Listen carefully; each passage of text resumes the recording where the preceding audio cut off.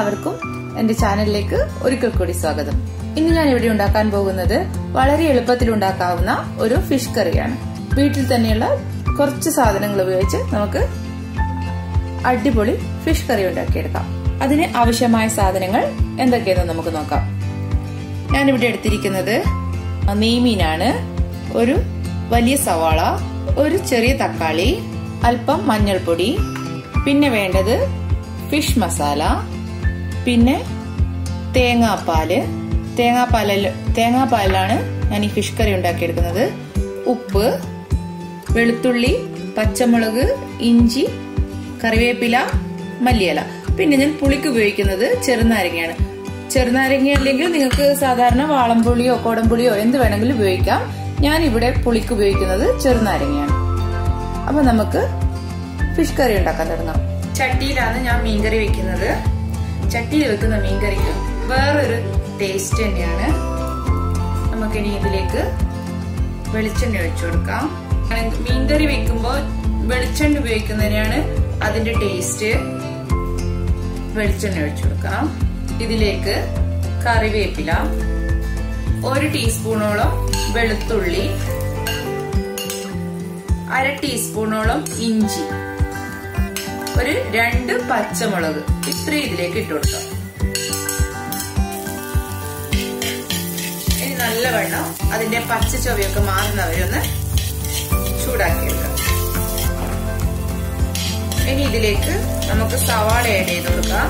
ഒരു വലിയ സവാളയാണ് ഞാൻ എടുത്തിരിക്കുന്നത്. കുറച്ച് ഉപ്പ് കൂടെ ഇട്ട് കൊടുക്കാം.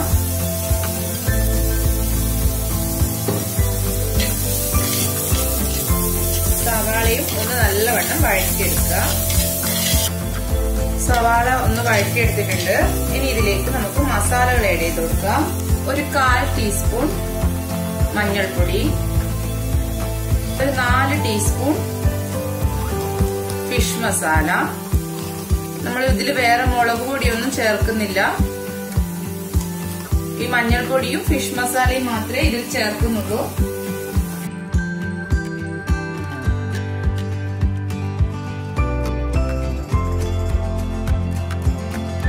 ഇനി ഇതിലേക്ക് നമുക്ക് തക്കാളി ആഡ് ചെയ്ത് കൊടുക്കാം. ഒരു തക്കാളി എടുത്തിട്ട് അത് എടുത്തു.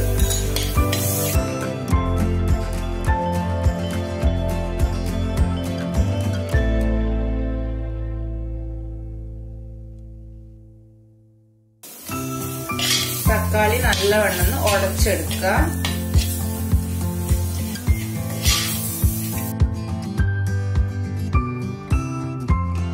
തക്കാളിയും ഉടച്ചെടുത്തിട്ടുണ്ട്.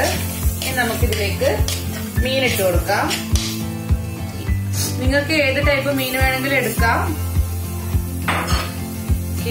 ഞാനിപ്പോ ഇവിടെ നെയ്മീനാണ് എടുത്തിരിക്കുന്നത്. അയിലയോ മത്തിയോ ഏത് ടൈപ്പ് മീനും ഇതേ രീതിയിൽ വെക്കുന്നതിന് കുഴപ്പമൊന്നുമില്ല.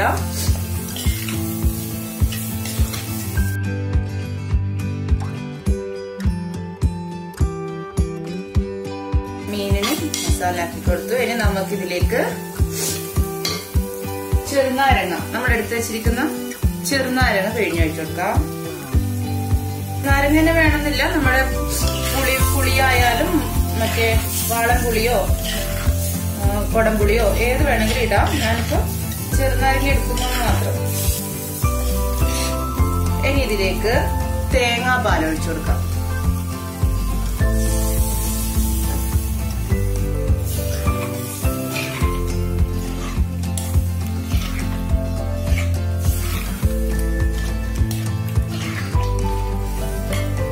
അല്പം ഉപ്പ് കൂടെ.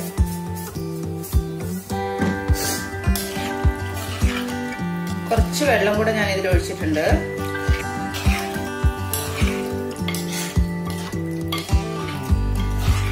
ഇനി നമുക്കിതൊന്ന് മീന് വേവിച്ചെടുക്കാം. അടച്ചു വെച്ച് വേവിച്ചെടുക്കാം.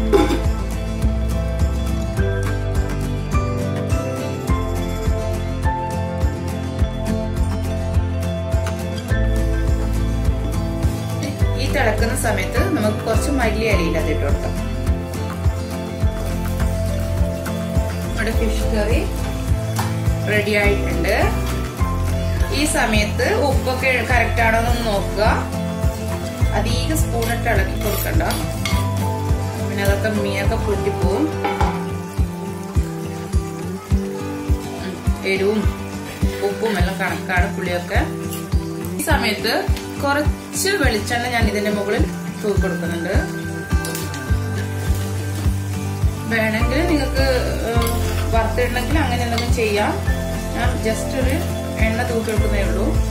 അപ്പൊ നമ്മുടെ ഫിഷ് കറി റെഡി ആയിട്ടുണ്ട്. നമുക്ക് സ്റ്റവ് ഓഫ് ചെയ്ത് വെക്കാം.